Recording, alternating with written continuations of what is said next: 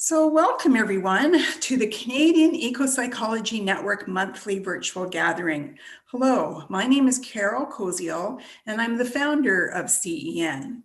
Today, Vaughan Wilkins is going to talk to us about enculturated captivity, the ecopsychology of collective trauma. Canadian born and raised, Vaughan Wilkins is an ecopsychologist, applied animal behaviorist, and cultural traumatologist. Vaughan has spent the last decade working with families, schools, and organizations to incorporate trauma-responsive learning into their curriculum. He currently serves as department chair at Summit Public Schools and also works directly with parents, educators, and trauma specialists looking to build the resiliency of young people during uncertain times. Vaughan holds a master's degree in the psychology of animal behavior from Hunter College and a PhD in psychology from the California Institute of Integral Studies.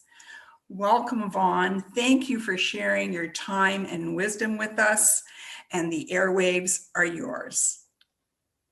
Thank you.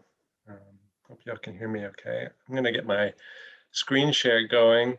That Canadian shout out felt so good, I gotta say. It's so lovely to see so many people from all over the world being represented, and yeah, it feels great to present for my homeland as well. So today we're going to be talking about the loss of ecological participation across species, so in both human and non-human animals.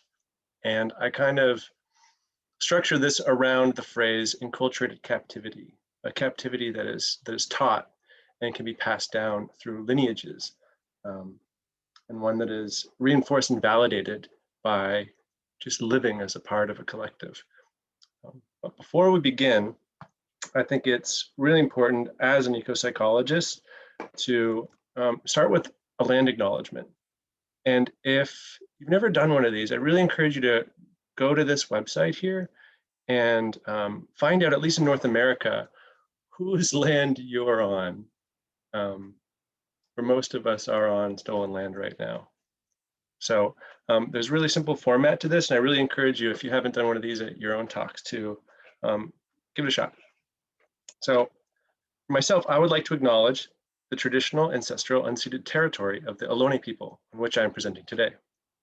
I think it's important to acknowledge land because the core work we do in ecopsychology is connected to the dismantling of systems of oppression, like those that have dispossessed Indigenous people of their lands and denied their rights to self-determination and the legacy of place. So let's take a moment for that. And let's jump in. So by way of introduction, I have been working with captive animals and young children for many years. This all started for me about 13 years ago at the Bronx Zoo. And there's a reading I'd love to do for you just to begin that I kind of think names my positionality and just kind of my connection to this topic, because I don't just read or write about it. I kind of live this topic. And so if you'll indulge me, I think we'll know each other a little bit better when I'm done. It's early morning in New York City, maybe 7 a.m. A cold January quiet hangs over the Bronx as I make my way from the 5 trains platform to the gates of the zoo. I feel a relaxation in the emptiness of the streets, a reprieve brought on by winter hibernation, as I imagine snooze buttons are being pressed and warm blankets are being pulled up tight by people bargaining for just a few more minutes in bed. I cherish moments like these. I feel myself expand and take up more space. I look up and around more, taking in the world around me, a world that, at least for this brief window in time, feels less grating and less overwhelming. I sign in at the zoo and notice how welcomed I feel by the curated trees, managed soils, and the imprisoned creatures all around me. Perhaps they too share the quiet joy of an empty early morning before the field trips and tourists flood these paths with their cameras and screaming children. Or perhaps the kinship I feel toward these creatures is more of a shared knowing, a knowing that they, like me, had not been shaped by natural forces and co-evolved over millions of years to live in a cage. Their captivity was obvious. They were held hostage by not only the concrete walls and steel bars, but also an ample and effortless supply of food and healthcare and reproductive mates. The toys provided to detract from boredom and the terrain built to mimic the shadow of a lost world served only to highlight how far these beings were removed from the place on this planet that birthed them, the same place that they evolved to participate with as an integral member, the place where they actually came from and belonged still. This is a simple observation, one that any of our young field-tripping children could make. If asked, where do tigers come from? I hope no child would answer, from that concrete box in the Bronx. No, this was not where they belonged. That was obvious. What about me, though? What about us? Where do we belong? Humans. Are we not animals? Did we not once have a place in this world? Somewhere we belong far from the concrete walls of our cities and the invisible bars of our culture? Had we not evolved in relation to the natural world, like every other living being on this planet? Therefore, were there not still ecosystems longing to have us participate with them in the ways our ancestors had co-evolved to do? Oh, how I love these cold, lonely morning walks through the empty zoo before it opens to the public. There is a certain relaxation, a safety, or maybe just a hint of sanity that comes with being able to see and lay a hand on the bars that hold a life captive and know with certainty they are not imagined.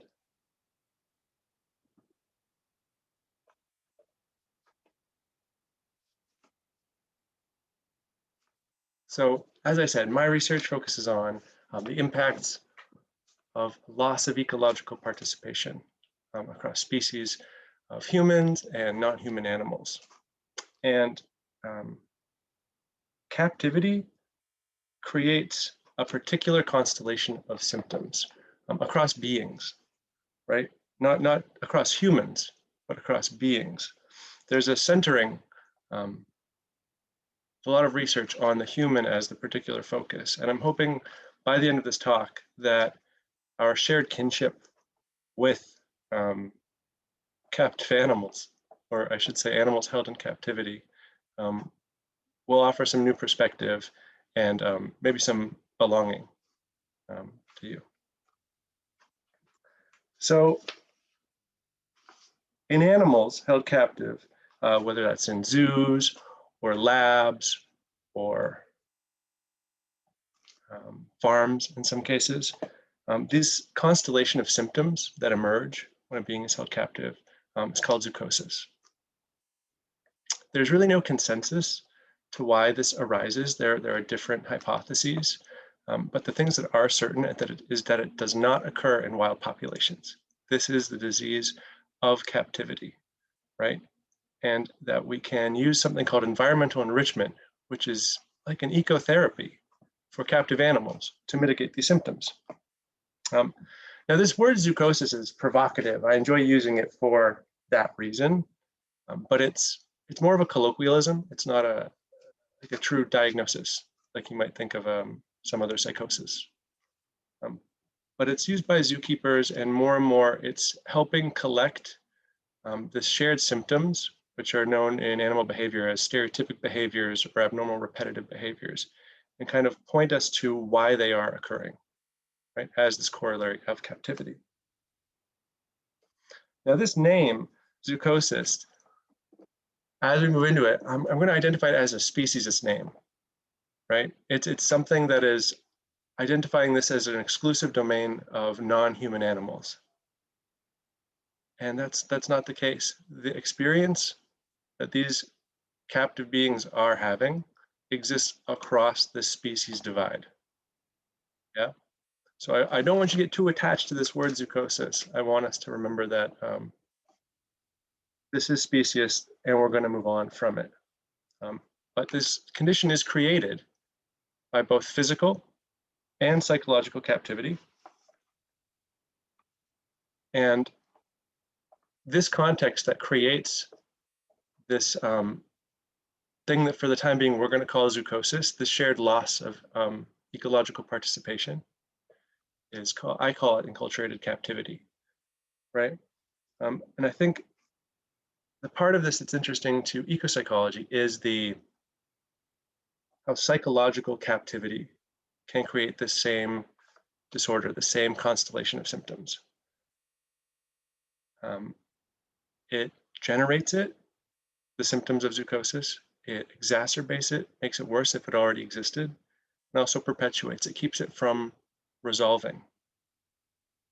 Now, amongst human animals, enculturated captivity can be taught. It can be consensually validated, having an entire collective of people all reinforcing it as a baseline of health and sanity. And it can be passed down intergenerationally. And so it has a legacy effect to it. So today we're going to explore the connections between zoochosis, enculturated captivity, and this loss of ecological participation, and what its relevance is to ecopsychology. And to do that, we're going to explore two different angles on captive animals and what they experience, these symptoms of zoochosis, ethology and transspecies psychology. And they're going to take us in two different directions, which is really interesting. But ethology, if you're unfamiliar, is the study of animal behavior. It largely involves observing animal behavior, right? And transspecies psychology is this update, kind of a field of psychology in response to ethology of what was denied animals. And ethology kind of didn't actually allow for a lot of mentation or emotion. It was created because animals lacked what humans had. But transspecies psychology is kind of a corrective measure to this.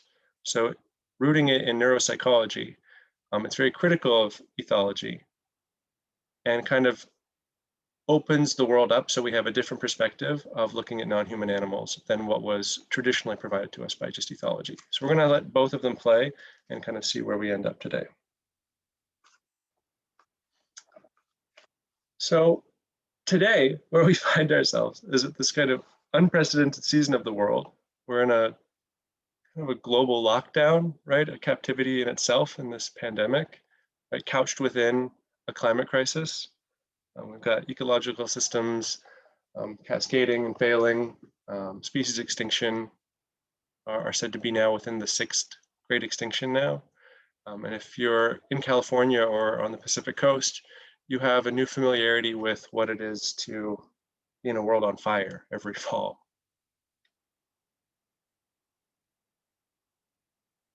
But with this connection of us to the rest of the planet is something that ecopsychology was kind of created to explore, right? It posits that we're deeply embedded as part of the world, and our psyche is intertwined and cannot exist in a vacuum separate from the living world, right?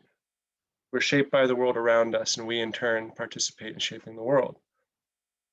Our psychological issues beget ecological issues, and our ecological issues beget psychological issues, and we're in this loop. So to make any sort of shift towards species survival or for us to live as mutually beneficent members of the Earth community, ecopsychology and its applied branch, ecotherapy, or applied ecopsychology, I think still holds the best shot at allowing us to live as participatory members of the world. And yet 30 years ago, this stuff started to come out. 30 years ago, ecopsychology set out to reframe sanity and develop practices to help remember, like bring back as member, the human into the world. And then in 2017, Falkes wrote an article called Ecopsychology Has Failed. So despite all the work that we've all been doing for the last number of years, things have actually gotten worse.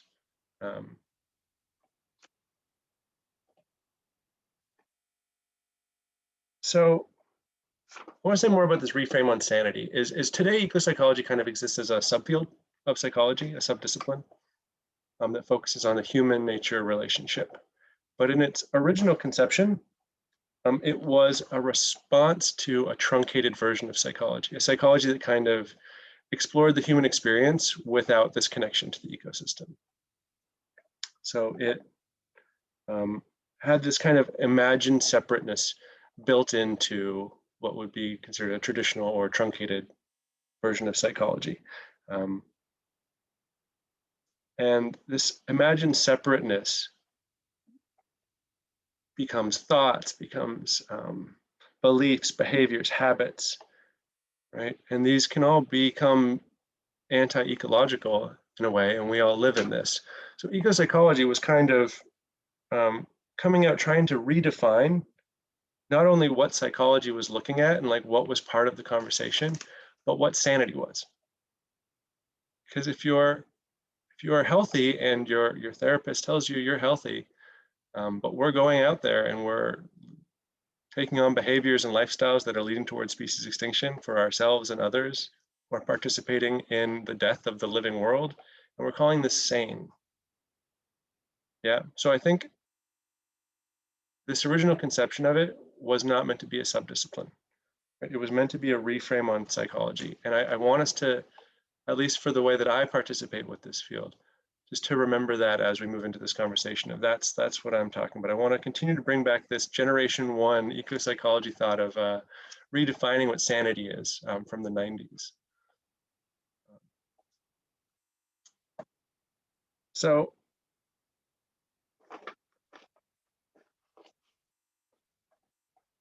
ecopsychology started to look at what had been traditionally called personal pathologies, just identifying patients as having personal issues like, oh, I'm not feeling great, or I'm sad, or I'm depressed, and treating it as that person's individual problem with the psyche that exists just inside their head. And ecopsychology, recognizing that we're all part of psyche, we can't be unembedded from the world, began to look at some of what we're dealing with, not only in terms of the climate crisis, but in terms of mental health and those epidemics, as collective issues. And the early writings identified multiple attempts at diagnosing this collective issue of our time, right? This collective pathology. There were issues around consumption and addiction. Chellis Glendenning did a lot of work on that. Sensory perception, we had Sawal and Michael Cohen, and maybe most famously David Abram. Placelessness with Craig Chalquist, Jeanette Armstrong, even Richard Louv's work would connect into that. And developmental fixation, which Paul Shepard, who is more of a proto-ecopsychologist or a pre-ecopsychologist, talked about humans having an ontogenetic arc, an arc of becoming a human, and without the lifeway, the world that would create that human, what we were becoming was somehow crippled instead. And then also Bill Plotkin, I would say, talked about some pathological adolescence, or an adolescence that just continued onward. So there was just, the point maybe being is just that there were these attempts, and while they might seem very disparate in their diagnosis, these were all collective issues that were faced at a societal level. They were not personal pathologies, right? They all stemmed from a contextual mismatch of the species origin in the Pleistocene emerging as human, and this mismatch to the new built world and lifestyle that humans were living in. And they're all collusively and consensually validated as normative marks of sanity, right? So all of the things that were being identified by ecopsychologists weren't necessarily like depressive disorders or anxiety disorders. They were things that people were doing, which we could look around and be like, wait, everyone's doing that. This is normal. This is just part of living. But the impact could be felt at a collective level, and the impact was definitely being felt and still is at an ecological level.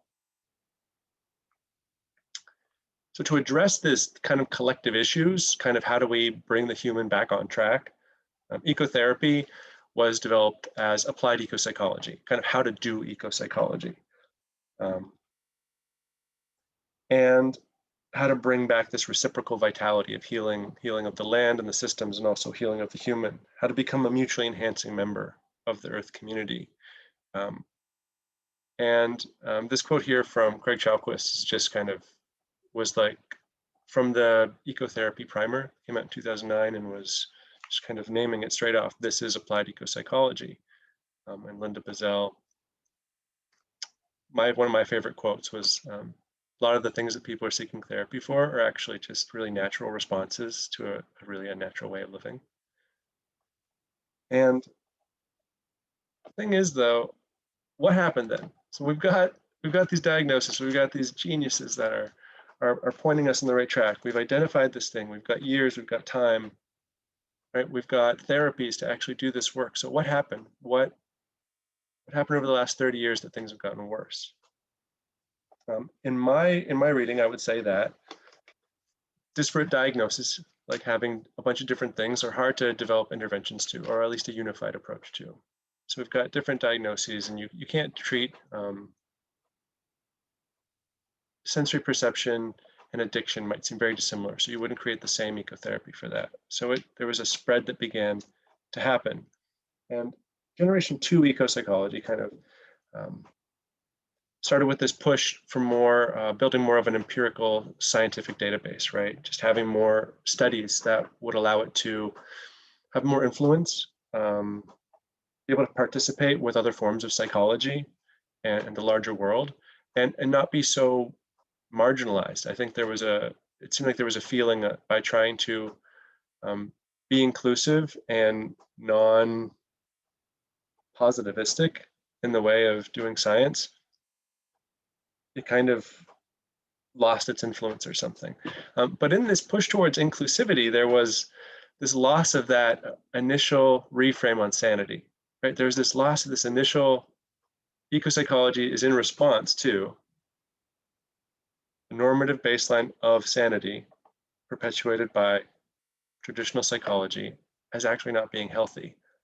And this kind of move to a subfield actually put ecopsychology in service of that initial conception of psyche that it was trying to move away from. And then there was this ballooning of ecotherapy. But I think ecotherapy started off as applied ecopsychology and developed in 2 different tracks, right? One through the UK and all the work that Mind was doing, and then one in United States and California with Craig Chalquist and Linda Bazell. So you had these kind of different approaches, and the inclusivity there created all these tensions and conflicts. There were issues around whether ecotherapy could be self-administered or whether you needed a therapist, whether it had to involve psychotherapy or could be occupationally, could be based on like horticultural therapy, occupational therapy. There were just a lot of this huge mass to the point where ecopsychology actually this wasn't how to do ecopsychology anymore. It just became a contributor from a theoretical standpoint. So this act of how do we actually address this collective issue that is leading towards species extinction was kind of dropped, or at least lost focus. And the worry there for me is that some forms of ecotherapy, by not acknowledging that initial ecopsychological theory, those tenets of what a normative baseline of sanity is actually doing, could be perpetuating a traumatogenic baseline, right? And there's this quote by O'Connor that I love that is like, by helping people adapt to a destructive society, are we actually doing more harm than good? So by taking people who are maybe most impacted by this collective way of being a human out of relationship with the earth and helping them feel well enough to participate in a system that is complicit in those initial issues and the death of the living world. So there's this kind of, some ecotherapy is perpetuating kind of a more traditional truncated version of psychology, and others are going for this radical reframe of what ecopsychology was as a counterculture. The point is, it was less effective than I think it intended to be. So there's one more definition I think I wanted to read here. At this point, ecotherapy, I try to create like the broadest definition just to kind of give you an idea of like what would be included under it. So I've got it as ecotherapy is an umbrella term for a myriad of both facilitated and self-administered treatment modalities, stemming from a variety of theoretical perspectives that include the natural world in both real and simulated ways to promote psychological, physical, and ecological well-being, or a combination of these at either the personal, social, or cultural level. So under this wide-ranging definition, the field is kind of rendered ineffective and meaningless in scope. And any attempts that promote an anti-ecological conception of psyche are doomed to perpetuate and exacerbate the very issues that they were designed to treat. So how would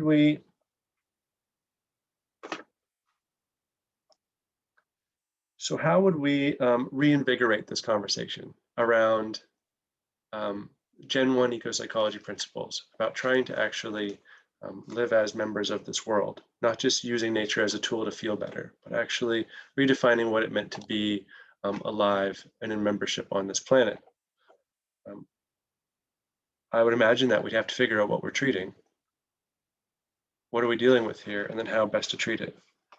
So if we get on the same page there, I think that would be a great place to start as we begin to build this generation 3 of ecopsychology. So this question of what are we dealing with here is where I turn to the animal sciences. This is where environmental enrichment comes in. So environmental enrichment is this activity-based set of ecotherapies or interventions for captive zoo animals, right? They often involve building, like changing the landscape of the enclosure to allow this animal to express more of its wild behaviors. This is centered around locomotion, like moving around the enclosure, or around feeding, whether that's foraging or hunting activities. But it's really designed in a similar way to ecotherapy, that they're both trying to mitigate the symptoms brought on by a loss of ecological participation. Now, with humans in modern techno-industrial society, this is living in a built world with a imagined separateness from the planet. In zoo animals, it's actually created by physical captivity, right? So there's a little bit of a physical captivity versus psychological captivity that we will address. But both of these cite a contextual mismatch, the early ecotherapy writings and ethology, around the primary drives or needs of a being and how it evolved and to where it lives now. Both use activities that try to reconnect a sense of ancestral ecology or mimic it. And both are predicated on a loss of ecological participation. Both are attempting to handle symptoms that come from that.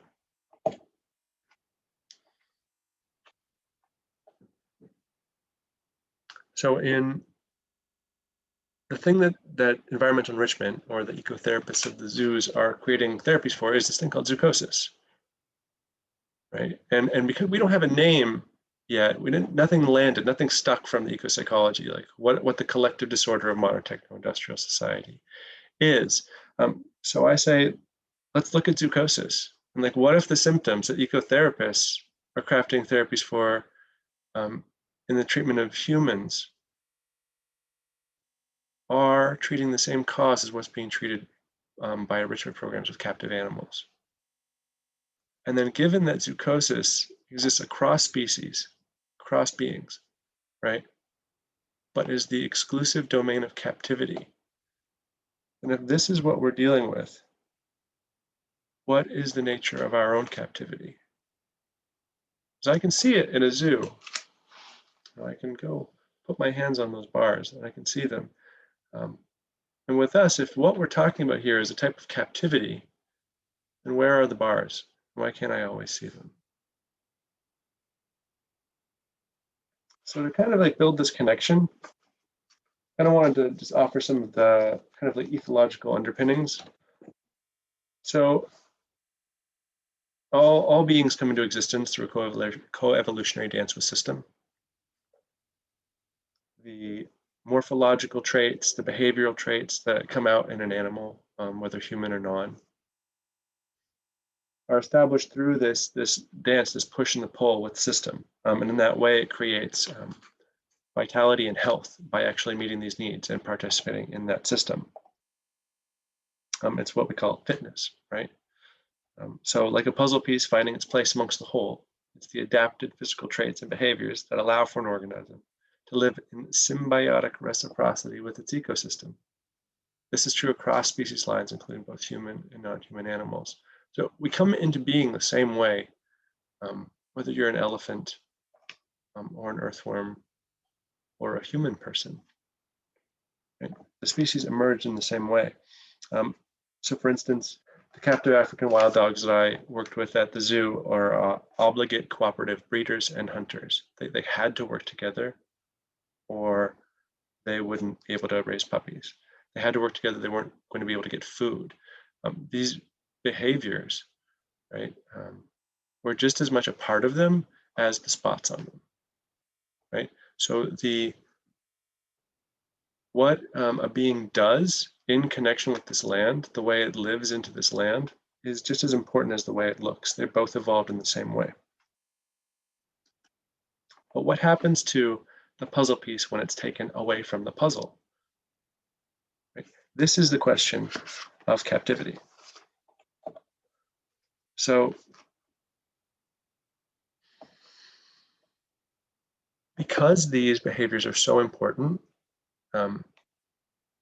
they're often called species typical behaviors. They exist across all members of that species, or a species specific behavioral repertoire would be a series of behaviors.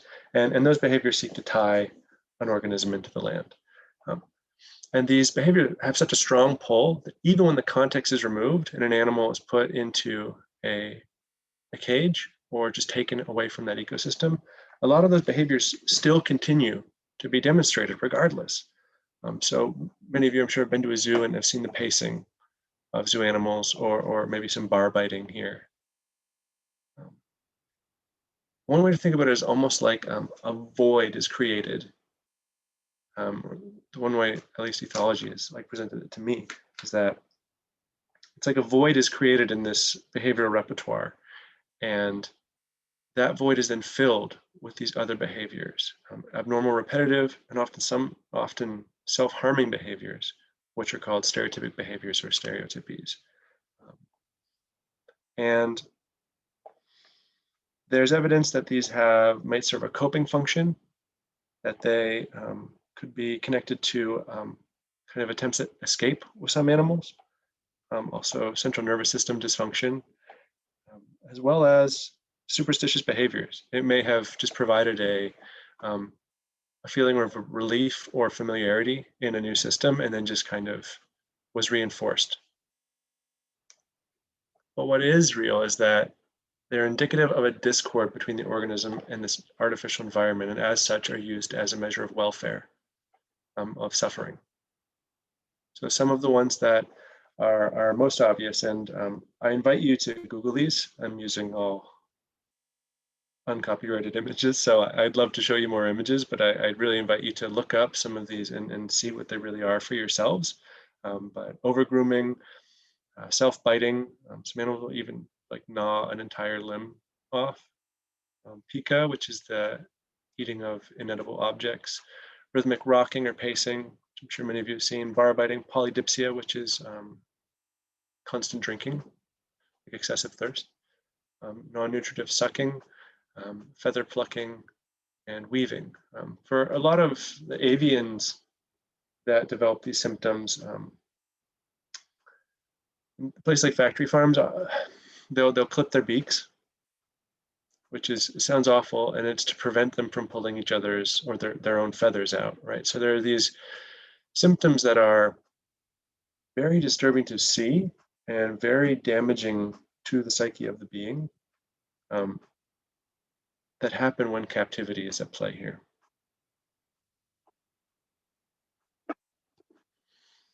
Now, one way to deal with that, or one way that zoos try to mitigate these symptoms, right, and they have different reasons for wanting to do that. They can't breed an animal that has stereotypic behaviors or abnormal repetitive behaviors.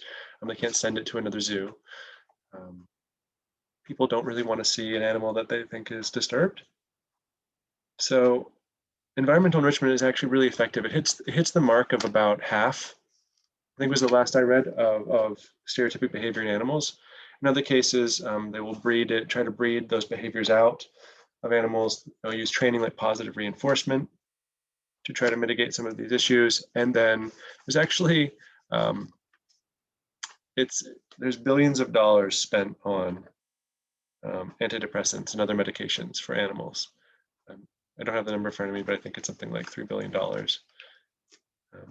a year in terms of just medicating animals. So environmental enrichment, I think, is one of the most interesting, effective, and also just has such relevance to ecopsychology, ecotherapy, because of this idea of reconnecting an organism with the context of its evolution and seeing symptoms disappear, right?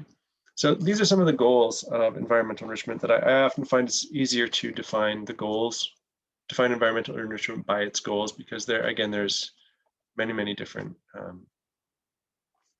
definitions. So trying to increase behavioral diversity, how many different things an animal will do, reduce the frequencies of the abnormal, what is identified, right, as abnormal behavior, trying to bring in more wild behaviors that might be seen in a more natural environment, and then having them use the space more, and hoping that they can cope in a more normal way, right, which is very loaded in terms of words. Like, I'm not sure that a polar bear playing with a ball is any like healthier than a polar bear pacing, but people definitely respond differently to it. And in fact, I mean, the polar bear sitting there banging its head against the wall might actually be more sane when you think about it than the one enjoying itself running around playing with the ball. It's like one of them knows they're in a cage and the other one hasn't figured it out yet. So something to think about. So by reconnecting to these ancestral drives, the symptoms are mitigated. And this is really similar to a lot of ecopsychological writing, right? These evolved drives, this connection, this innate connection to the land. There's a shared language between Generation 1 ecopsychology writings and some Generation 2 around this drives and genetic determinism. So I just pulled a couple samplings out here to just kind of hear some of the shared language around what's pointing towards this species-specific behavior repertoire, or this like return to some sort of primal perennialism. So our bodies are niche fixed, defined by the characteristics, features of our ecology in the strict sense of the word. That is, the energy and symbiotic patterns and demographics of our genus, Homo, as they have existed for perhaps 2 million years. The genome has its demands. Above all, it links the individual's relationship to the social and ecological environment. That's Paul Shepard, kind of a progenitor of the field. Fundamental ways, this is in terms of interaction patterns, something that Patricia Hasback has identified. Fundamental ways that we interact with features of nature that engender meaningful human experience. Many of these interaction patterns developed during our species' evolutionary history as we co-evolved embedded in the natural world. Examples of interaction patterns include sitting by a fire, sleeping under the night sky, walking the edges of nature, being immersed in water, recognizing and being recognized by non-human other, and caring for another being. And without these, symptoms emerge.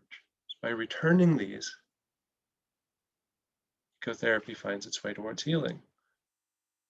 I'm hoping the connections are becoming clear. And this is one from Charles Glendenning, which I love. These needs were born, I'm talking about primary and secondary satisfiers for addiction and needs. Primary needs were born, we were born to have satisfied. In the absence of these, we will not be healthy. In their absence, bereft and in shock, the psyche finds some temporary satisfaction pursuing secondary sources like drugs, violence, sex, material possessions, and machines. While these stimulants may satisfy in the moment, they can never truly fulfill primary needs. So again, it's this mimic that creates this energetic exchange that we find comforting and familiar, right? Like environmental enrichment would provide, but it is not a replacement for the real thing. No amount of environmental enragement, no amount of environmental enrichment set an animal free. And then Linda Bazell nails it kind of like right on the head here. Like captive tigers born and raised in a cramped zoo cage, we find ourselves going crazy in industrial society, but often have no idea why we're unhappy or what it is that we're really longing for. A rising percentage of today's unnaturally domesticated, cage-raised, screen-addicted, or cubicle-enslaved humans have various symptoms equivalent to the tiger's endless pacing or frustrated, depressed lethargy. Research is showing us that even the tiniest exposure and reconnection to the habitat our species evolved in and for can produce unexpected healing, profound joy in body, mind, and soul. And zoochosis. This is what we're talking about here. We're talking about zoochosis, right? So what is then a human zoochosis? I'm just gonna just allow a space for a few seconds for you all to think about it for yourselves, right? Which of our behaviors are healthy? And what is health, right? Which are responses to these thwarted primary drives, to our species-specific needs, right? Which are the stereotypies? Yeah, which are the things that are the coping mechanisms or the abnormal repetitive behaviors? And then which are the enrichment activities? Which are the things that we've found put in there? Like, is exercise, is that a stereotypic behavior? Running on a treadmill, is that different than pacing? I suppose in the functionality or why it's attempted, but just things to think about. I'm more interested in your own creativity here than any answers I have. Or maybe when we get to questions at the end, I'd love to discuss some of this with y'all. So if this is the case, if what we're dealing with is zoochosis, and any sort of therapy that's palliative just maintains an animal in a zoo, like in some cases, there have been arguments against environmental enrichment in zoos because it actually sets up a utilitarian argument to keep animals in captivity because it reduces their suffering. So if they're suffering less, then why will we have to get them out of cages becomes the argument. So environmental enrichment folks have actually come under attack by some radical animal rights groups and have been attacked because they're trying to reduce suffering, which is actually perpetuating the captivity of the animals. And that's my concern around some ecotherapies. If they reduce suffering, but don't actually unlock the cage or lead towards whatever we're going for, is it some sort of reintroduction? Then is it doing more harm than good? And here's another Shepherd quote. Our Pleistocene species owes little or nothing to evolution during the last 10,000 years, right? So all of pretty much agrarian societies kind of saying is nothing there. And this was this move that like rewilding, I think, has like come to respond to, which is this kind of like going back to the land or trying to move towards some hunter-gatherer lifestyle. And if we were using just the ecological needs model and just taking zoochosis as our answer, then I would say yes. But transspecies psychology comes in here and really identifies for us this entire other branch, right? That ethology was missing the mark. There are actually so many different, there are so many analogous neural architectures that allow all non-human animals the same mentation or analogous mentation, cognition, emotion, but ravens using tools, horses reading facial expressions, elephants mourning, octopi enjoying unique personalities, and so on and so forth. Right? Ethology actually comes from this human-animal dualism, this split that actually denies animals any of this. So here's the concern for all that writing from ecopsychology. If ethology has only got part of the picture and they're saying the same thing, what is ecopsychology missing in these writings? I think transspecies psychology has a lot to say about this, right? There's analogous disorders that exist across what's called Adam's wall, right? A Martin quote from beasts on one side, man on the other. But Alzheimer's, PTSD, ulcers, All these different things have been found across species, not just in humans. But there is this kind of speciesist labeling that's happening. So for instance, this Takotsubo cardiomyopathy in humans is the same thing as capture myopathy in non-humans. We're calling them two different things by a speciesist name, right? So what about zoochosis then? Is zoochosis a speciesist name for something that already exists in humans? I would say, yeah, it is. And it turns out what it is complex post-traumatic stress disorder, right? And complex post-traumatic stress disorder is about prolonged repeated traumas, right? That occur only in circumstances of captivity when the victim is a prisoner unable to flee.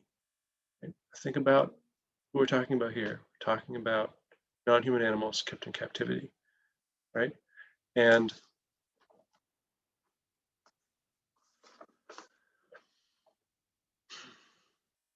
the difference between CPTSD and traditional post-traumatic stress disorder, which you might be familiar, is about this repeated traumatization where escape or active defense or active escape are unavailable.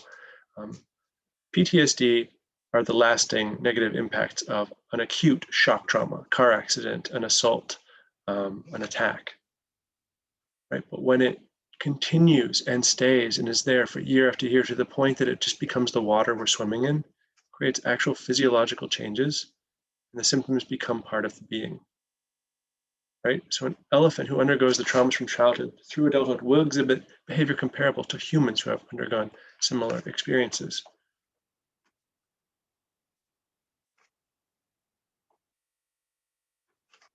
So this develops from physical captivity, prisoners of war, also the classic case of Jeannie, who was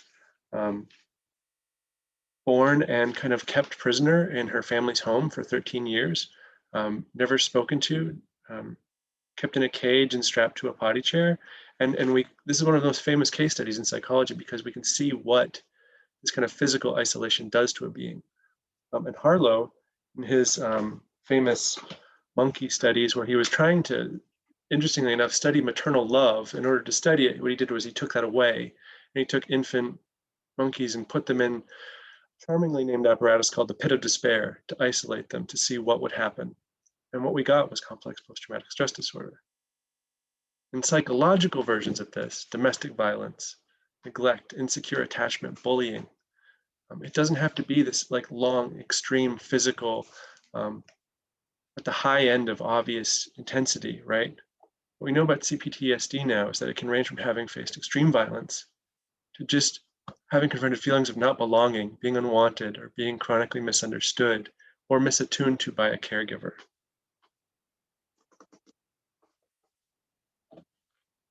So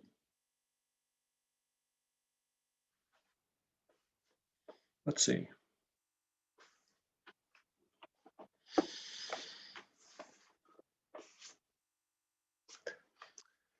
In order for complex post-traumatic stress disorder to kind of become the analog for this collective issue of our time, the collective pathology or madness that ecopsychology was first setting out to discover, it would have to be shown to be able to be created by seemingly benign events, not shock traumas, but seemingly the water we're swimming in, things we didn't even notice. It does. It would have to be shown to be able to impact entire collectives, even entire cultures. And it does. And then it would need to be shown to be passed down both behaviorally and physiologically through generations. And it does. But lastly, it would be really great if somehow CPTSD could collect together all the symptoms and diagnoses from those early writings in ecopsychology. And the thing is, it does. So what I phrase this as is enculturated captivity.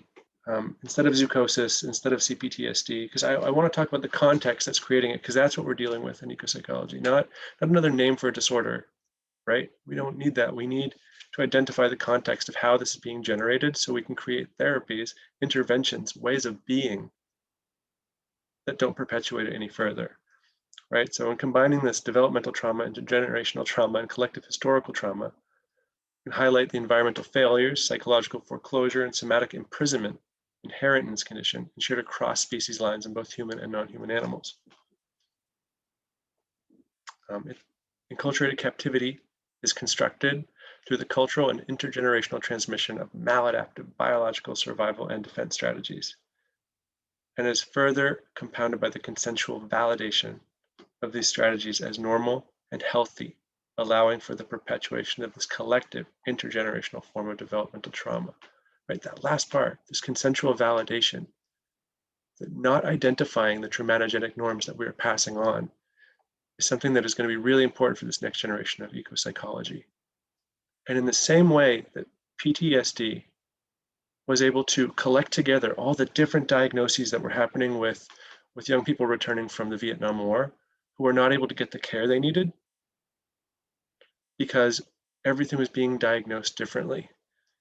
In the same way, this diagnosis can collect together our efforts and pool them towards treating a collective issue in the same way that developmental trauma disorder or CPTSD are doing so for young people who are being identified as having oppositional defiance disorder and different attentional issues.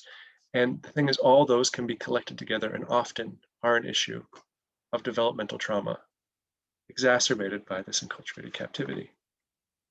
So how do we unlock this cage? Well, that's the cliffhanger. I've kind of intentionally left it here for you. I hope the third generation of ecopsychology will take this on with me and continue to interrogate the traumatogenic norms and practices that we encounter. And while decentering whiteness and Eurocentrism, also decenter the human. Recognize that we're talking about beings here, and we're trying to create ecotherapies that are liberatory and not palliative.